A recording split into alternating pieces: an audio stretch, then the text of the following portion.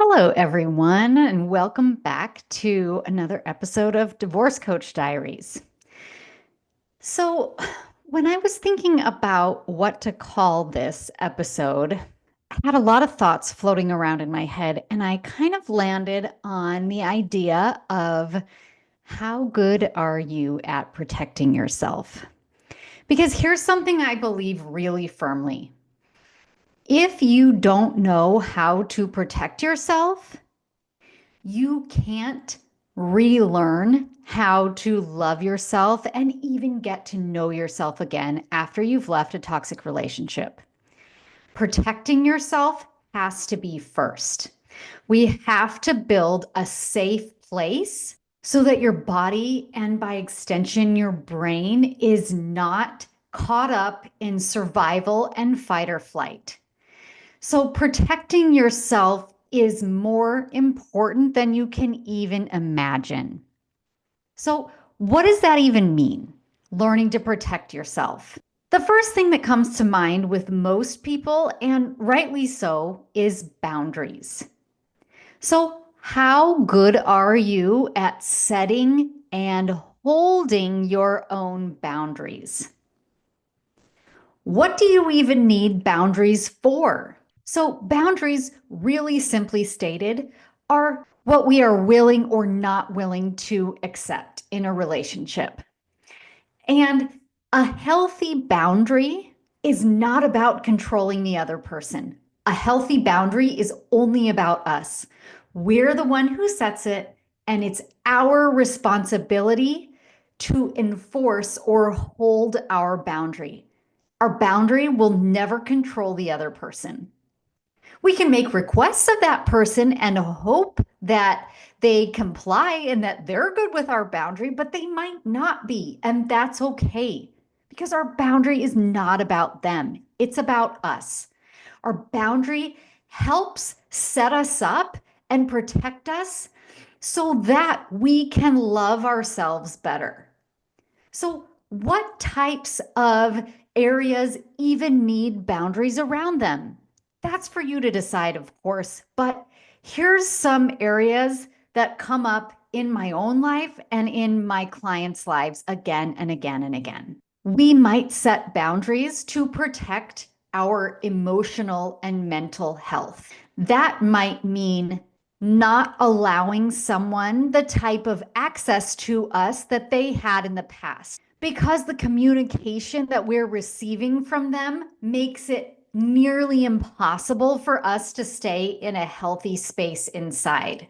And you get to decide what that looks like. And of course, anything that you're confused with, I can help you flush that out and figure out what a healthy boundary in that situation would look like. So don't forget, you can always reach out. I've got free mini sessions on my website. You can always go there and book a session. I would love to help you figure out your healthy boundaries because sometimes when you're right in the middle of it, it's hard to figure out, especially if you have somebody else telling you that you're being controlling, you're being manipulative. It's hard to see things clearly, and that's okay. It doesn't mean you're doing it wrong. Let me help you. I would love to help you. Okay, so in some cases, you might need a physical boundary to protect yourself, and that's okay. You might need a financial boundary. All of these different boundaries are going to help you protect yourself so that you can move forward. Another area that sometimes is talked about, and I want to touch on it, is that we can protect our time. This might mean saying no. Even saying no when you may have said yes in the past, and this can be very uncomfortable. So, before my divorce, I was a full time stay at home mom, and I was really good at it. And I genuinely loved it. I loved being the one to get my kids up every day, to take them to school, to run everything about the house, to help in their classrooms, volunteer with their teachers, do all the things. And it was a bit of a transition, especially for my youngest when I started working. She was very used to me being there and engaged with her more often than not. And I remember a couple of times in her less than stellar moments, kind of lashing out at me and saying things like, "You're never here for us anymore," or "You're never here when I need you. You're always working. You always have something else to do." Things like this. And it's okay. I wasn't mad about it. I know that for her, this was a challenging transition as well because she was used to me being there and being able to, when she was younger, stay at the park with her after she got home from school and playing with friends and doing all the things that I was really fortunate enough to be able to do as a stay-at-home mom. And you know what? In a lot of ways, our life is a million times better now, even though I've got two jobs, even though I say no more often than not. I have to protect my time. I have other responsibilities that I didn't have before, and that's okay.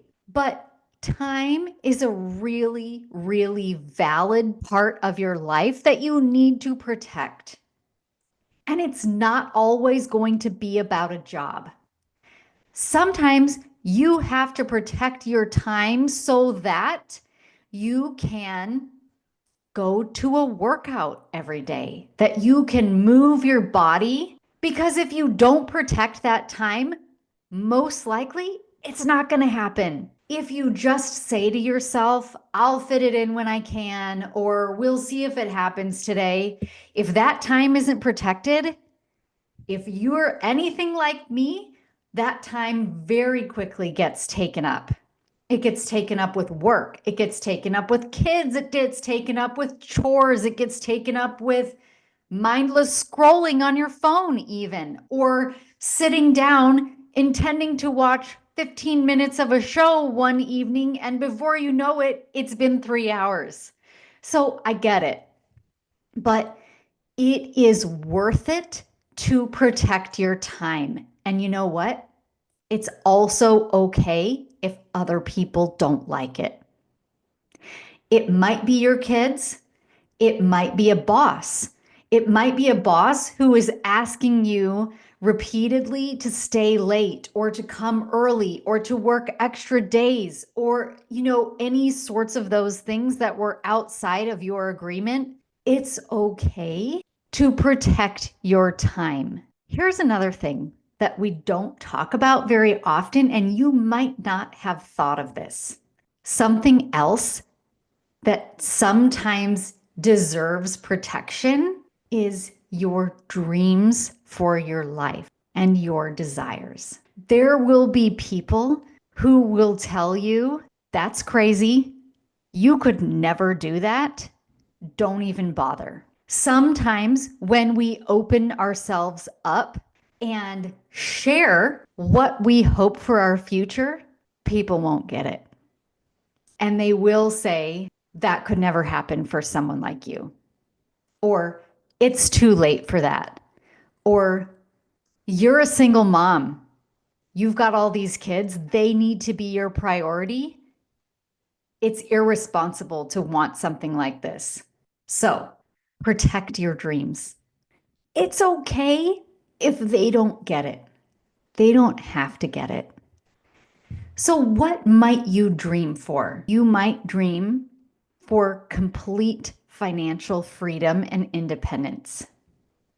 You might dream for a healthy and thriving second marriage or partnership. You might dream to lose 100 pounds. You might dream of going back to school and getting a college degree or a master's degree.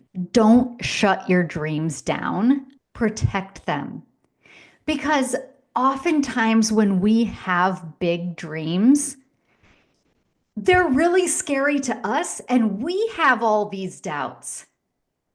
And then we go to somebody else and they double down on all of our doubts. And then all of a sudden, the things that we doubted feel so much more true because somebody else has said that about us as well, or about our dreams.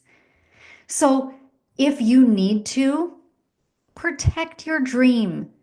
At first, it's like this little baby dream, baby desire. Hold it close. Because here's the thing, big dreams or big desires, I believe that if you genuinely do desire it, you are capable of it. That's what I believe. Second, I believe that with your big dreams, you are not going to know how. You couldn't possibly. So if you have a big dream, don't shut it down, but do protect it. Protect it and nurture it. And once it's strong enough, then start telling people about it. And of course, I'm not saying everything needs to be a secret. I'm just suggesting that if you have big dreams or big desires, which I want for you, I want it for myself. I think it makes for a really full and beautiful life. There are some things that I want for my life that I have no business wanting, but I'm going to make it happen. I don't know when, and I don't know how, and I don't know exactly what it's going to look like, but I have some really big dreams and big goals and big wants. And for right now, I'm protecting those. I'm protecting those because they need nurturing from me. Because if I'm going to make big things happen in my life, it's going to take a lot of hard work. I'm going to make a lot of mistakes. I'm going to fail a lot along the way, but I want to have this belief and this dream really solid inside of myself so that when those things happen, that it's okay. I can keep moving forward because I protected that at first. Protecting yourself matters so much. Learning how to protect yourself in these different ways is what will allow your life to start getting amazing. And I want to help you with that. Let's talk about it. Go on my website, megthedivorcecoach.com/mini session. It's totally free. I would love to help you learn how to be better at protecting yourself. It is so worth it. It's worth it, and it will set you free. It will give you the energy to do more in your life than you even thought possible. But it has to start with learning how to protect yourself. So don't miss out. Book a free mini session. Come and find me. Facebook, Instagram, TikTok, Meg the Divorce Coach. I can't wait to hear from you. I will see you next week, friends. Have a great weekend.